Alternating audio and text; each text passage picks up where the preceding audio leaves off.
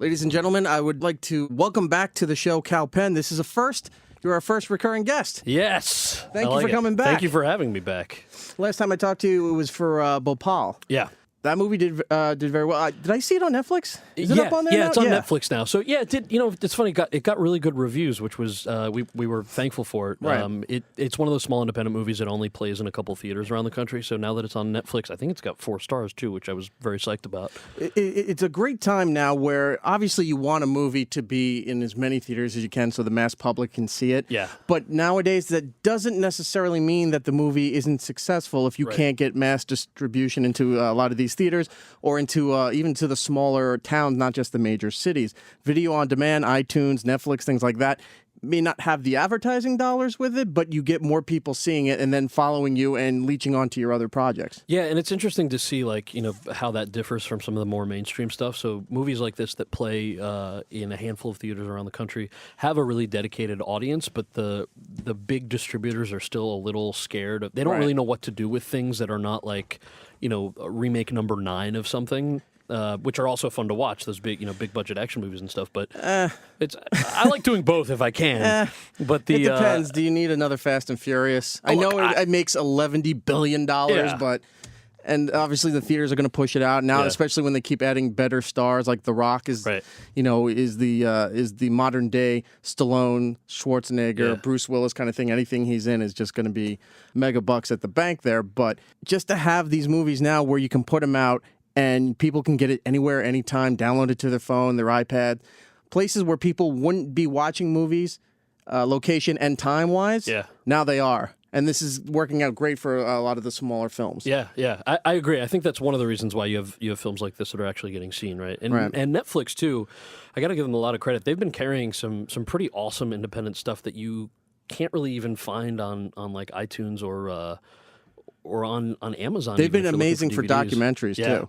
That front page of Netflix now is like such prime real estate where it's the place to be seen for movies. It's the place to be seen for TV show, for binge watching. Look, we're going to launch season 6. You got to put the other 5 seasons up on that front page on Netflix so people know that it's there and they can catch up. Also, it's the new, what was HBO for comedy. Is now the new comedy thing because Bill Burr and Gabriel Iglesias and all that, and putting their stuff right on there. And that first week, the numbers just go through the roof. Have you seen Kimmy Schmidt? Yes, I'm about 5 episodes in, so don't ruin much. No, it's okay. I actually only watched the first 3 and loved it. You're on the birthday party episode, right? Yeah. How great was that? Yeah, awesome. I mean, this is the thing, too, about Netflix. I have not started binge watching the new House of Cards season because I need a full 3 days. I love that series, but I can't bring myself to watch season 3. I don't know what the mental block is there. I just can't do it. I just don't want to because I'm convinced that it's going to be, I'm going to just lose 3 days of my life. I'm going to get sucked in. I think maybe because deep down inside, I'm a guy who loves food. Yeah. The fact that the rib joint is gone, I just don't want to see it anymore. Yeah. But let's talk about why you're here. When I was being told Kal Penn was coming back, do you want to talk to him again? I said, yes, of course. Which project is he promoting? And they placed 3 in front of me. And I said, well, which one is it? And they said, all of them. And I said, okay, so he's got a movie, he's got the Nat Geo show, and he's got the CBS show, and he says he wants to talk about everything. So I said, great, let's do it. Which do you want to start off with first? It's I guess that there's a show that's on Sunday nights called Battle Creek. It's a cop show. It's funny, the thing about these 3 projects, I feel really lucky that I've got 3 projects that are out right now. Yeah, I would not complain. But I'm not at all. The weird thing about it is it's also, as you know from working in this industry, that only means that you could have the good fortune of career stability for many years, or it could all be done by June 1st. Right. Like all your shit could just get canceled and that's it. So I'm hoping obviously for the former. Battle Creek had it's Vince Gilligan, created Breaking Bad, and he wrote this script 12 years ago. And after Breaking Bad got so successful, all these was this written before Breaking Bad? Yeah, before Breaking Bad, and the way Hollywood works. That like, alone for people. Sometimes people, especially younger people, see, even though CBS right now is the #1 rated network out there on television, doesn't really mean anything to a younger generation now. So when people view CBS, they still kind of think of it as, oh, that's the shows that my parents watch. Right. But that alone, being that it's by Vince Gilligan, and this is what he wrote before Breaking Bad, is enough to bring everybody on there because like everyone loved Breaking Bad, and they're loving Better Call Saul now that just finished. I want to see what else this guy has. Yeah, I hope, and I hope we stick around. It's funny, because of that, we had really flattering reviews from like the New York Times and all these people that generally don't review TV positively, particularly network TV. Right. We're on a weird time slot. They gave us Sunday nights at 10 p.m., so we're definitely one of those shows that it looks like people are DVRing more than they're watching live. But I have never played a cop before, so that's not necessarily it's not a bad thing. A bad slot, nor their fault, because Sunday night has become the new Thursday night. Like Thursday night with must-see TV, everybody watched everything on NBC. Friday night was ABC's TGIF, that kind of stuff. Right. Sunday night is now the prime night that every network puts everything blockbuster that they have on against each other. Yeah. So all these big blockbusters are on Sunday night. So no matter where you are on a Sunday night anymore, isn't a bad thing. That's true. That's a good point. I like You're that. competing against a lot of stuff, but everybody's taping everything just because it's on Sunday night. I'm going to pimp out this perspective a little bit more. Sunday night's not a bad thing. No. And neither is Monday night, where my show, The Big Picture, is on. Well, let's move to that one then, if you can, because watch Battle Creek, obviously. Big Picture, I have a lot of questions about this, because I was going through the website and even the bio stuff here. So you're focusing on a lot of different things, but also how it all comes together. If I'm explaining this right, you were tweeting about sports stuff. Yeah. One about the NFL making $9 billion a year. The other one about focusing on mascots for sports. What is the tie-in where I was reading here about maps? So the concept of the show started with the pilot was called Mapology, which was not the best title, so we changed it to The Big Picture. It also didn't really reflect what we were talking about. So the idea for the show was kind of like, the last couple of years there's been all this stuff in the news about NSA and wiretaps and privacy and all of that, which should be a conversation that everyone's having, obviously. But it seemed like that was overwhelmingly negative, and we were never talking about things like Facebook or Instagram. When you click yes on the user agreement and then you check in somewhere, these companies capture your information, your location, what you're doing. They have the photo of what you're doing. They know when you did it, and they can track that and market to you or use it for nefarious purposes, I guess, if they want. But that's us giving them permission to do that, right? And so that's so weird. Where I hate that term millennials, but that's what they describe that younger generation there. Where I have nieces and stuff, and they're all up on Snapchat and now Periscope and things like that, and they accept those user agreements, and they think nothing about posting where they are at every moment of the day, all these photos and stuff. And sometimes I'm texting their mom, I'm like, she may not really want that photo up there, because that's going to be hanging around for a while. Forever. I'm like, she's 16 and she's at a party holding a beer. You never know what she's going to do a little further down the line, where they call back and go, look at this, underage drinking. And that stuff matters. What would be like your parents going through a photo album and say, oh, look, this is when I was 16. We were down by the creek and, whatever. And, oh, you're having a beer. Don't do that. That doesn't matter anymore. The fact that it's online can screw up your whole life for the dumbest reasons. Yeah, because then it's not giving you the choice of who you share that photo with, right? It's just there. You're automatically sharing it with a third party, with a company who may or may not use it for whatever they want. The fact that you're giving permission and accepting their agreement, saying we're going to take all this metadata on you and GPS coordinates and all this stuff about everything you're doing and everything that... Even though it's yours and you can put it up there, we technically will still own it. And posting a status update saying, I do not give permission for Facebook to use it, doesn't matter, because you're already on it. Yeah. And people are so willing to, I guess it's in a small way, be famous without being famous. They just want to be seen and have everybody know what they're doing and see everything that they're doing and giving away those rights. But then you view the NSA as like, they're tapping our phone. They're tracking my GPS in the car, and I don't want that. It's like, well, you've accepted the agreement. Yeah, and that's the thing is, it's that's not even how metadata works. You can't post something on your Facebook page saying you reject a portion of the agreement, because of the legalese of the language, but also that's just not how metadata works. It's not a human being looking at your profile trying to take things out of there. It's the way that the apparatus and the logarithm and all of that compiles all this information. So that was the idea for the show is there's so much negative view of all of that, but what does that metadata actually show us about ourselves? So all of the trends of things that everybody cares about, so things like crime, sex, drugs, food, stuff that affects us all, how can we take all of that metadata and make some really cool human interest documentaries and segments out of it? So that's where the idea for the show came from, and so each episode is a new topic, and then within each topic there are 3 mini documentaries. So for example, the one on sex, I think, it talks about, there's this stat of the highest uptick in STDs in America is in a small community in Florida. Turns out that small community in Florida is a senior citizens community. Yeah. And the reason that they have so many STDs is Viagra, but also they're not worried about pregnancy, and they're too old to have had sex education in high school or middle school. That just didn't exist when they were Nobody teenagers. thinks that to have a condom machine at an old folks home. Right. And so they don't know the importance of condoms, the importance of getting tested, and you see this huge uptick. So we sent a crew down there, and what we did not want to do, especially since it's Nat Geo, we didn't want to do a cynical, like, oh, gross, old people having sex. Instead, we interviewed a bunch of people and found these really beautiful stories, actually. There's this 93-year-old man who we follow around. He's dating younger. His girlfriend is like 80-something. And, they're having great sex, but they're also an incredibly loving couple, and it's a super sweet, like, he holds the car door for her and things like that. Right. But we never think of how those are the stories that come out of metadata. And that's the concept of the show, is everything from, that was the sex episode, but there's stuff on crime and food and drugs and everything in between. See, kids, that statistics class in school really does work out for you.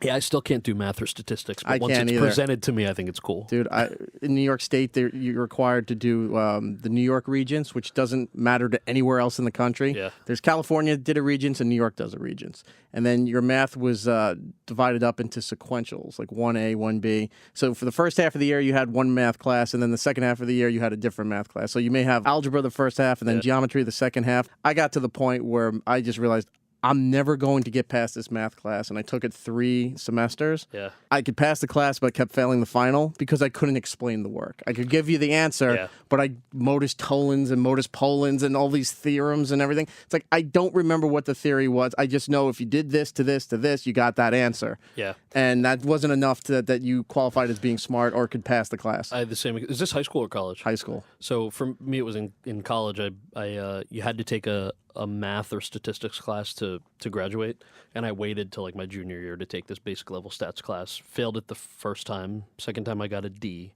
You have to get a C or higher. So I had to keep retaking it. The third time I got a C and passed. Now, the crazy thing was I could tell that it was interesting stuff if I could understand it. Right. I just could not for the life of me understand it. It's the same thing with a lot of science stuff. I think it's really cool, especially anatomy and biology and all of this stuff. I wish I could understand it. The only person who's helped me understand something like physics is watching Neil deGrasse Tyson speak. Like, okay, there I get it. Because he also doesn't, he breaks it down, but he doesn't talk down to you like you're dumb. Right. He doesn't dumb it down. But some of the other astrophysicists or guys with PhDs. Yeah. But I'm glad you brought up science too, because I had that problem as well. The way it worked out on Long Island was 9th grade was earth science, 10th grade was biology, 11th was chemistry, and the one I really wanted to do was physics, but that was 12th grade. Okay. Couldn't get the approval to go into physics because I passed chemistry but failed the final. Oh. So every quarter I kept, I would pass the class, but I failed the final. They wouldn't let me take it in my senior year, and that's the cool one. If you grew up as a fan of MacGyver, you wanted to go and blow stuff up and do all these cool things, and wouldn't let me do it. So math and science keeping you down. Yeah. But it worked into a great TV show for you. It did, which I'm happy about. It's on Nat Geo. It's on Monday nights at 9 p.m. Yeah. So check that out. That's Project 2. That's Project 2. Project 3 is the movie The Sisterhood of Night. Yeah. Now, it's based up in Kingston, New York. Was it shot up there? It was. Okay. Yeah, and the people in Kingston were awesome. Just kind of let us come in for 2 months. For the rest of the country, Kingston is sort of upstate New York. It's on the Hudson Valley past New Paltz and Poughkeepsie, but it's south of Albany. Beautiful, beautiful town. There's not a lot of people there or industry there to ruin it. Yeah. Yeah, I guess so. There's farms and apple picking. Farms, apple picking, really nice people. Right. And they're not super far from the city. Yeah, this is a movie that was based on a short story, and it follows a group of high school girls who form a secret society of friends in Kingston. And basically this whole town develops this hysteria thinking that they're witches or thinking that they're doing something wrong or something nefarious. Is this like that Angelina Jolie movie? What was it, Foxfire? Oh, I never saw that. Never saw that one? Oh, is it good? Yeah, she gets topless in it. Oh. At a young age. It's nice. I know your publicist is not really wanting to hear that. But the point of it was the hysteria around that community. And it was, I read the script, really liked it. First of all, it's really strong female-driven characters and written, directed, produced by women. As a dude, it's rare, unfortunately, to be in that environment where you have strong female characters. Frankly, it gets kind of boring when there aren't strong female characters when you're in a movie. So that was number one. I was like, yes, I would just love to shake up that dynamic. I'm playing a guidance counselor, which was a little bit. I'm like, now I'm that age. Right. Now I'm too old to just play the stoner kid. I'm the guidance counselor. Now you're the stoner counselor. I guess I'm the stoner counselor. And then we shot the movie, and it was interesting. In some of the earlier screenings, some of the high school kids who saw it said, "Oh, this is a movie about friendship, and it's kind of cool. It's about the hysteria that adults have about our lives." We screened it for some adults, and they said, "Oh, this is a movie about cyberbullying and sexting." I'm like, "Oh, so you guys think it's about different things," but each of them said, like, these kids would say, "I wish I'd brought my parents. It would have been cool to take them." You had parents walking out go, "I should have brought my 14-year-old daughter. That would have been cool." So I never get to do movies where both of those two things are true, where you can actually appeal to both, parents and their kids. Right. So it was particularly exciting that it's in theaters now and on demand and on iTunes. And I loved that. I loved that it kind of appealed to all those different groups of people. One of the things that I read in the passage about the movie was that the internet age is changing their lives forever. And it seems to be, it's a lot more difficult to be a kid nowadays, even though in a lot of ways it's easier to be a kid than it was when we were kids or our parents were kids, whatever. But everything you do now is recorded and you're doing it to yourself. Yeah, you are. And it's also, it's easier to, the irony, I guess, is, we just talked about Instagram and things that the whole world can see, even if you're privacy protected sometimes. So a lot of these kids, your communication, ironically, is a little more discreet. Your parents don't necessarily know what you're doing on your smartphone or on your computer. And a lot of times it's totally innocuous, but your conversations with your friends, I remember back in the day, if you were talking to your buddy on your landline and your dad picked up the phone, he could maybe listen for a good 10 minutes before you realized he was on the phone. I didn't hear that click. He just picked up the other phone, right? If you didn't hear the click.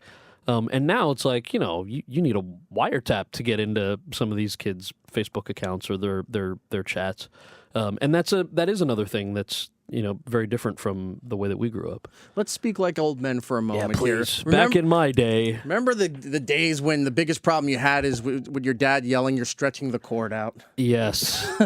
Oh, God. Before, in the 80s, when the wireless, and I'm not talking about like cell phones, but wireless handheld phones for your house, before those started coming out, like the 900 megahertz phones and everything, you had the phone from the kitchen that had the curly cable, and you have to go around the wall into the living room, and your dad's like, "You're stretching the cable out. And you're tangling your mother." Yeah.